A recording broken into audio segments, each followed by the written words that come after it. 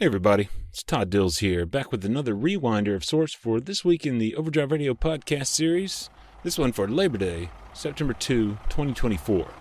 If you missed the news last week, Tuesday, owner-operator Alan Kitzhaber out of Eau Claire, Wisconsin was honored as our August Trucker of the Month, putting him in the running for Overdrive's Trucker of the Year award with his 3+ decades trucking, 4 million miles logged behind the wheel of his long-running 1995 Kenworth T600. Listeners have heard Kitzhaber in recent memory, of course, when he passed the 4 million mile mark on the T600's odometer in May.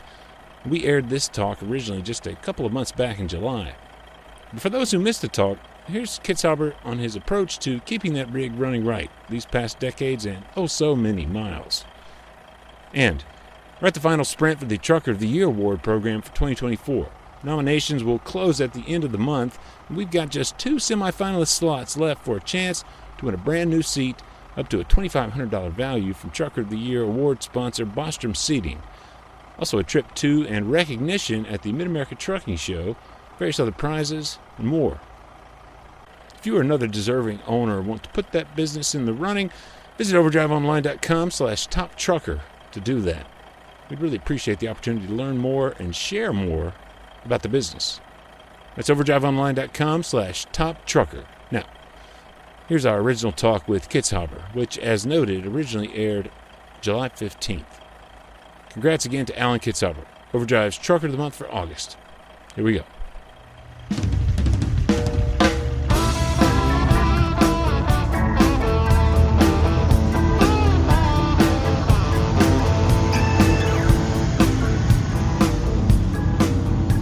May was quite the month for owner-operator Alan Kitzhaber, running with his authority out of a home base in Eau Claire, Wisconsin now for getting on a decade and a half as Oak Ridge Transport.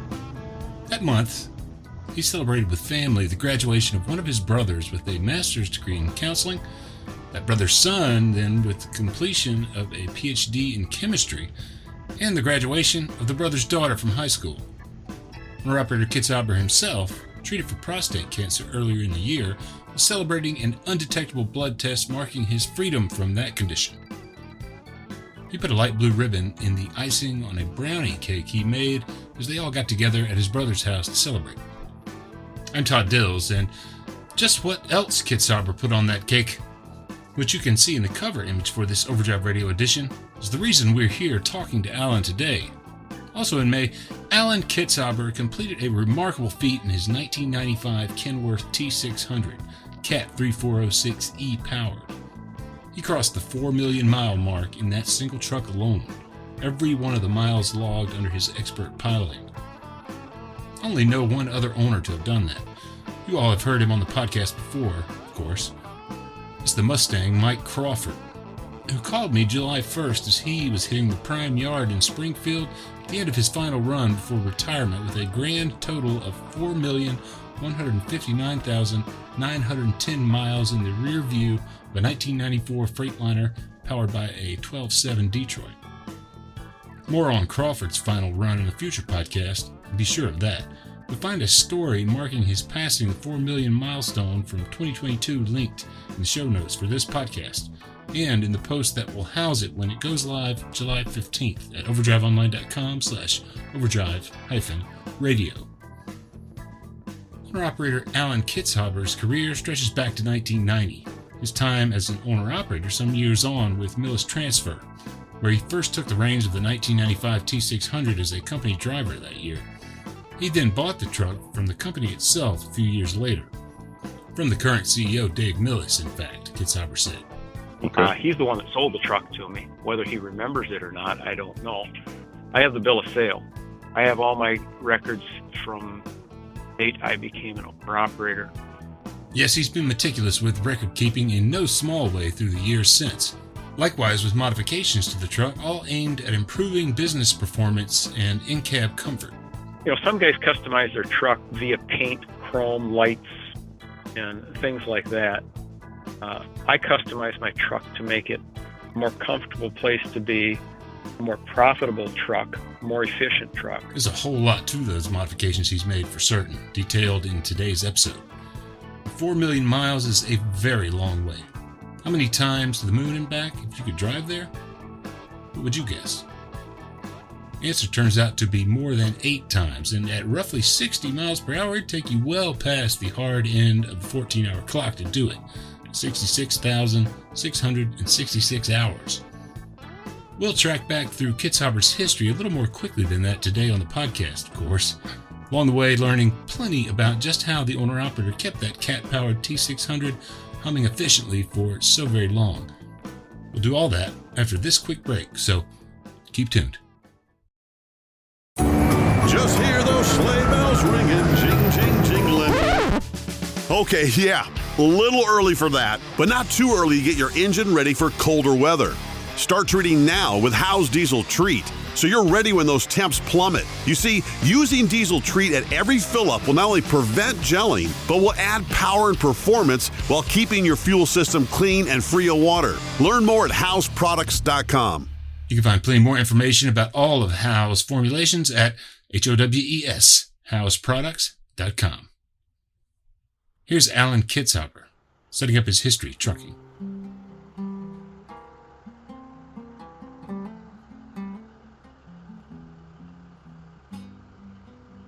Originally, I'm from Greenwood, Wisconsin, which is about 50 miles to the east. I grew up there on a dairy farm. I've been in Eau Claire since 1990. That's when I started trucking. I went to trucking school in January of 91 and then started trucking for pay in March of. Right. You were a company driver to start?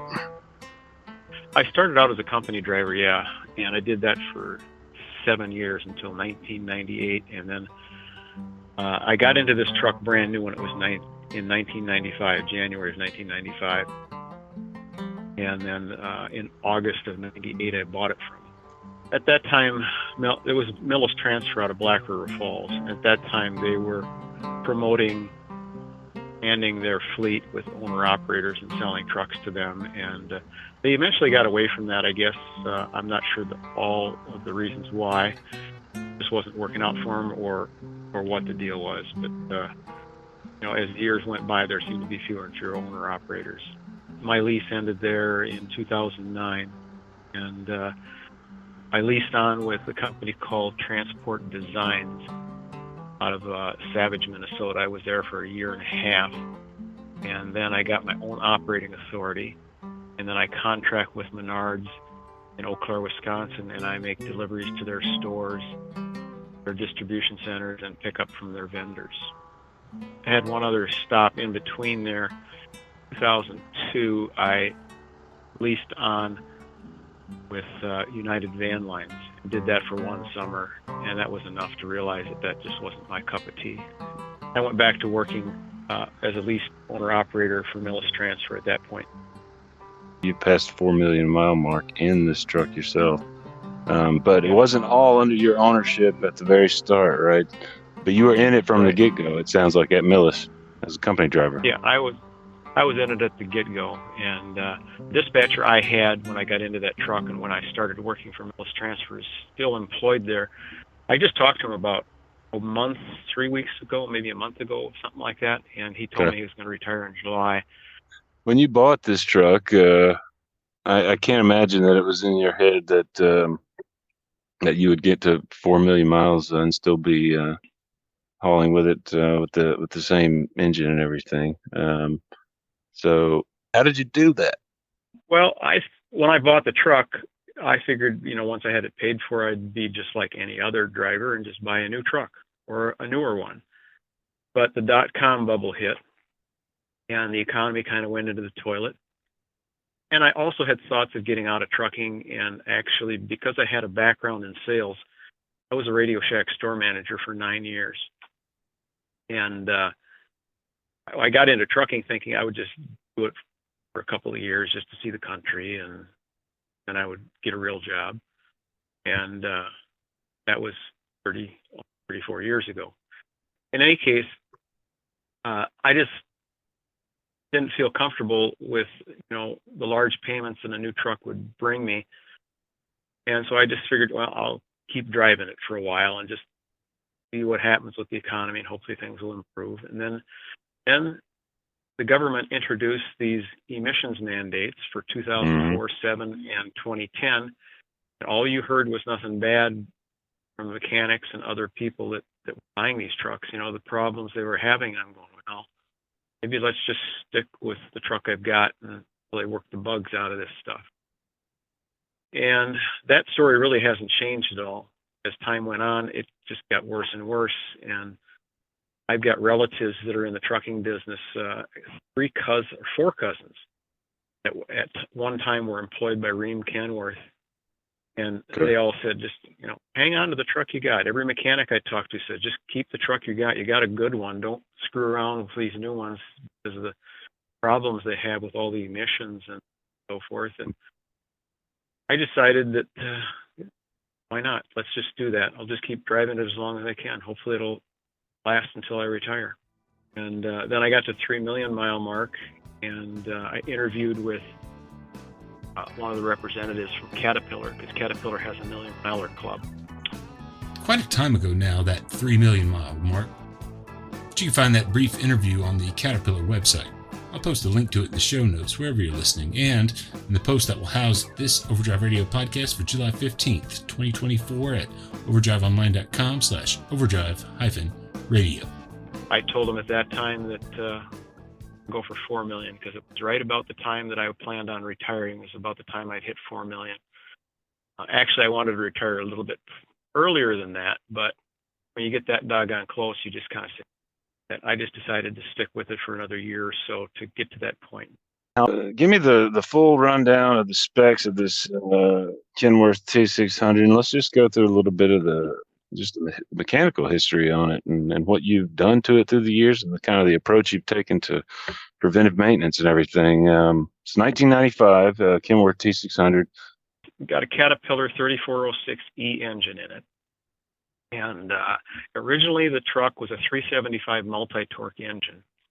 And when I was in West Virginia, 2001, I believe it, 2000 or 2001, I had an injector tip break off and got caught between the valve and the valve seat, which caused the valve to bend, which caused the valve guide to break. And you could hear when I was driving, you hear this ting, ting, ting. Okay. And you hear thunk, thunk, thunk, as it went through the turbo.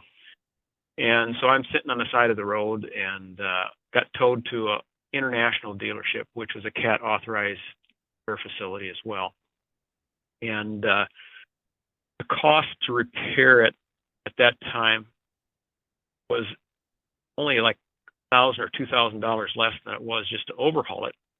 And Caterpillar had something called Pick Your Power program at that time. And you could overhaul it as a low horsepower, mid horsepower, or high horsepower. And of course, it's always better having more horsepower. So I went with the high horsepower option. I was also due at that particular time with 750,000 miles on it. I was due to put in new bearings and injectors. And so I looked at the cost of doing all of that, and it was a no-brainer, just overhaul it. And so I re-rated it to the high horsepower rating. But when you did the high horsepower rating, you could go between 475 and 550 horse.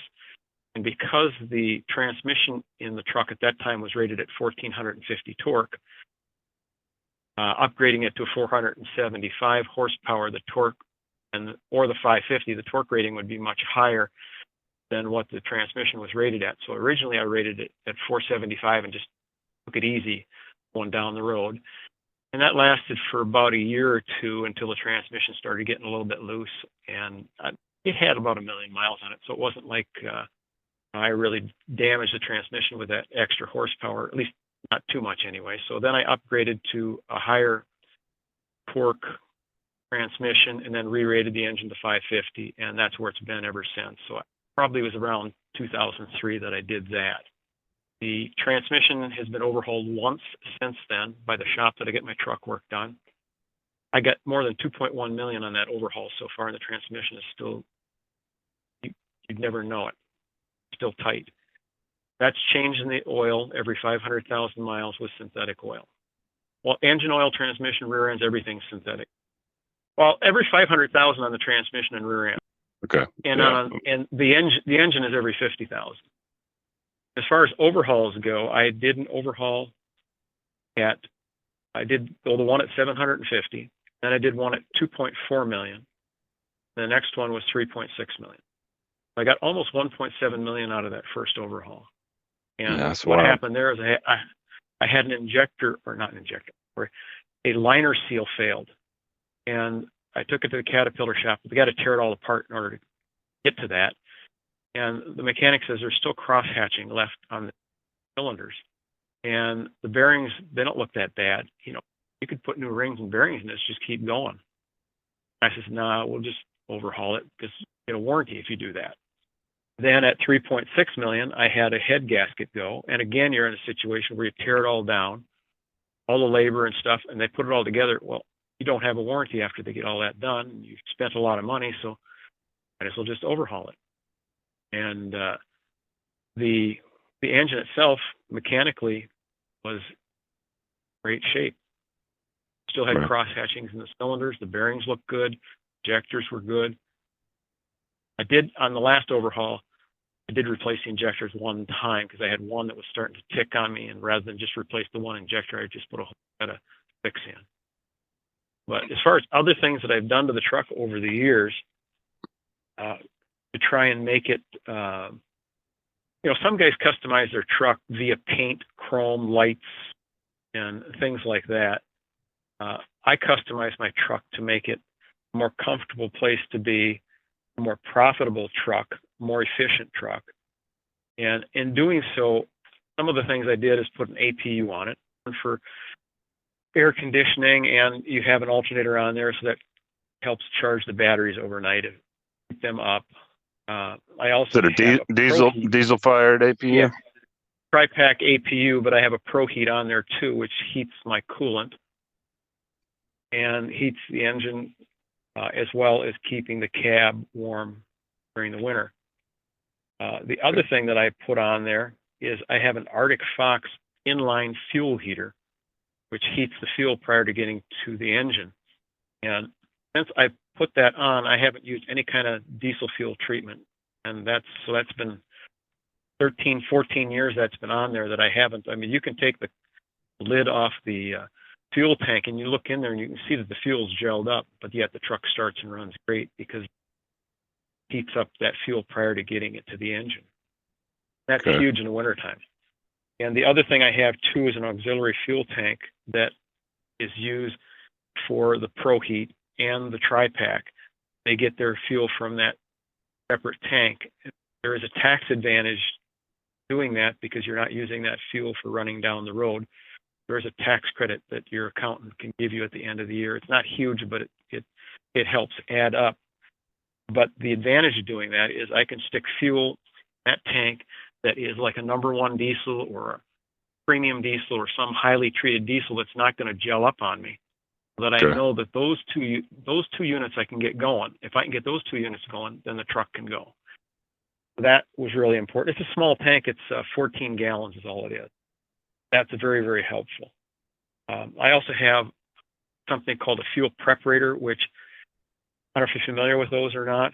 It's a little bit. Fast system. Okay. AirDog bought them out. Originally, it was a fuel preparator. AirDog bought them out. So that's the name that you see on them now. But I put one of those on 15 years ago or so. And that just helps take the air out of the fuel. And I also have OPS oil filtration system on the truck. And I change those filters every 25,000 miles is what they recommend. It's a 10-inch filter that I'm using on it. And I change the oil on the engine because I'm using synthetic oil as well as using a bypass filter. I change the oil every 50,000 miles.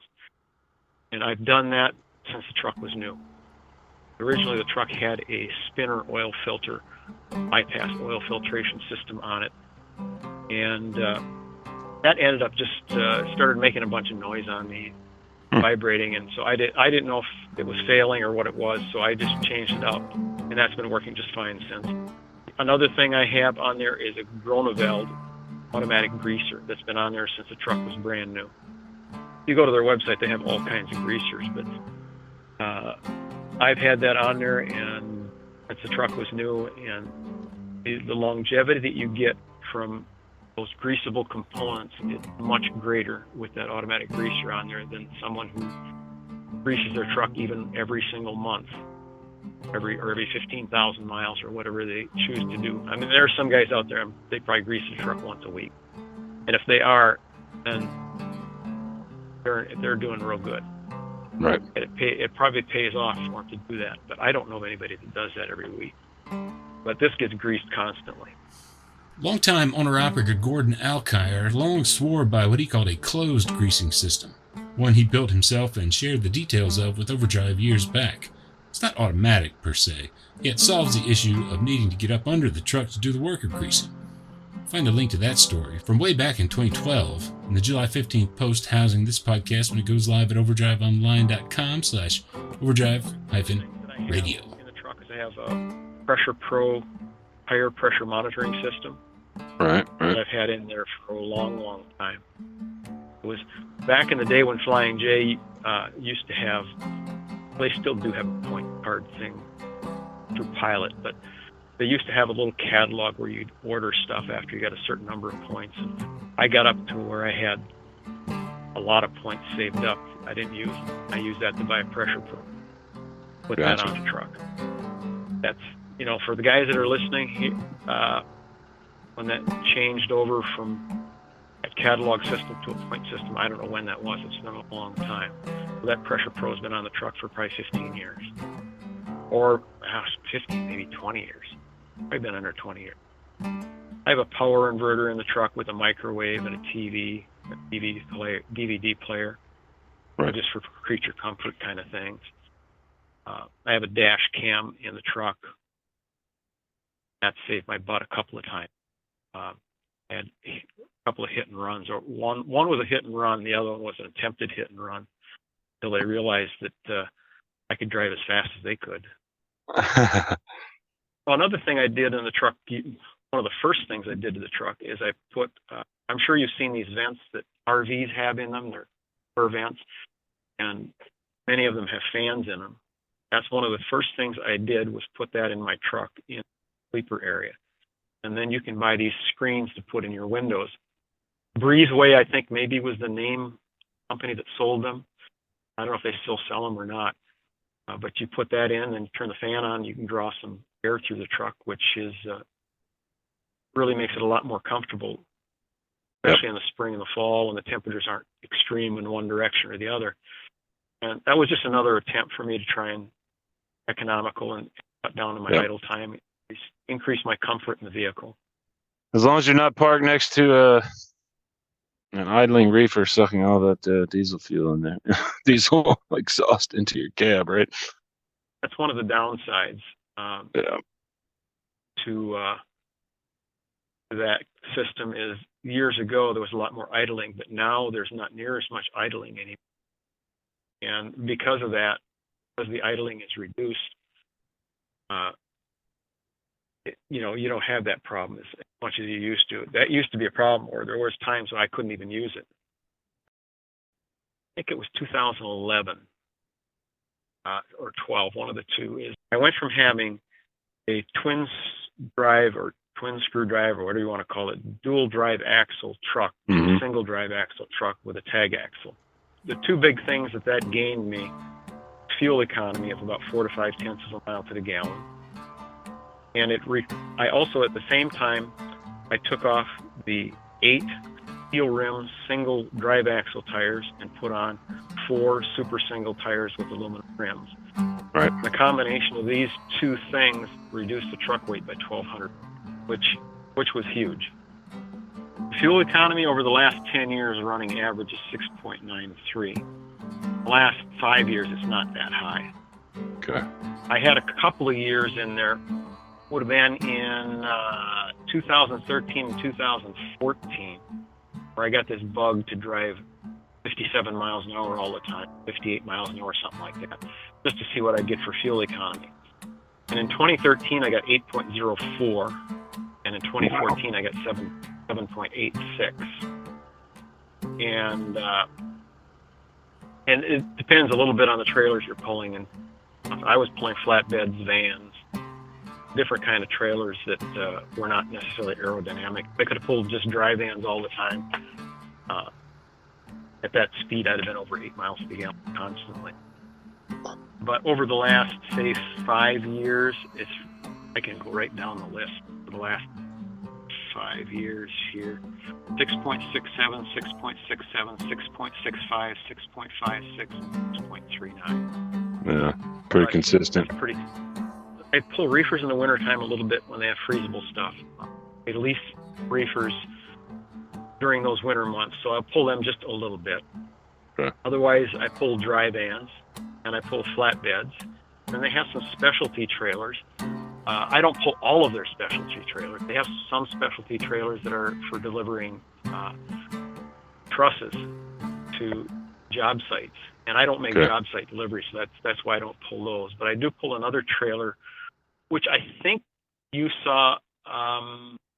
One of the pictures I sent you has a picture of that, but it has pallets on the trailer instead of the finished product. It's a triple-decker trailer, and it is much like pulling a car hauler trailer. It's just not very aerodynamic. You get hurt quite a bit as far as fuel economy. And I pull those quite often.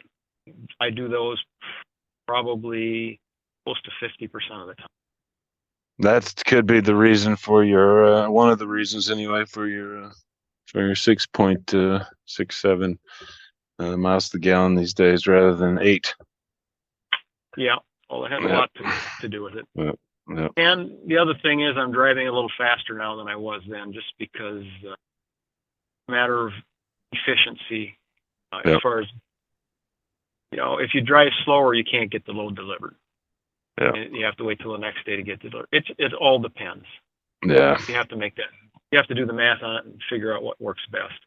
And there's a lot that you've done, and it all adds up to a big picture. I'm just wondering what your thought would be if there's any one thing that you did that you feel like kind of led to this particular milestone.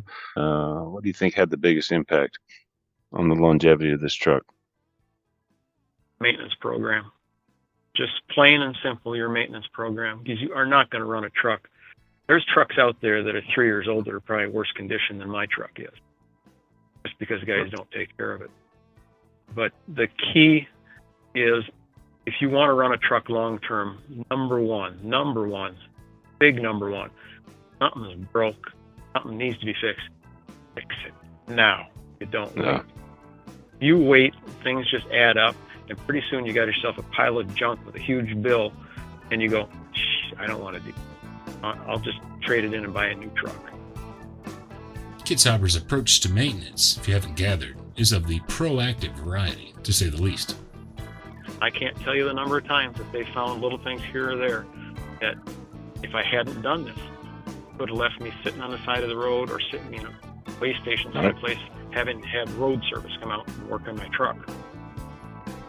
In a future edition of Overdrive Radio, we'll hear more about his longtime go-to maintenance partner there in the area around Eau Claire, Wisconsin, home base for Oak Ridge Transport, operating with authority, pulling for that solid customer in Menards now for many years. They've no doubt got a steady hand in Alan Kitzhaber. Here's a big congrats to him for hitting that 4 million mile mark in the 1995 Kenworth T600, customized with efficiency in mind and with the right maintenance plan for its longevity. Here's looking forward to more from the owner-operator, so keep tuned. Find some further pictures of the rig in the post that will house this podcast live at the world-famous overdriveonline.com July 15th. That's overdriveonline.com/overdrive-radio. Big thanks for listening, wherever you find the podcast. Overdrive Radio is on Spotify and SoundCloud, Apple Podcast and YouTube, TuneIn, Podcast Addict, most any listening platform. Subscribe so you don't miss an episode, and you can find me and all of our episodes via the world-famous overdriveonline.com/overdrive-radio. Overdrive Radio is a production of Overdrive, the voice of the American trucker. It's edited and produced by me, Todd Dills, with the acoustic guitar and other support of trucker-songwriter Long Haul Paul Marhofer. The theme is Legend of the Snake Man by Marhofer, featuring the guitar work of Travis, the Snake Man himself, Whammock. Terry Tusocks Richardson on bass, keys by Tishomingo Jim Whitehead, and on drums, Andrew Marshall. The podcast is backed up further by Overdrive's own social media coordinator, Jasmine Campbell, news editor Matt Cole, executive editor Alex Lockie, and video editors Lawson Rudisill and Andrew Gwen. Until next time, keep it pro out there.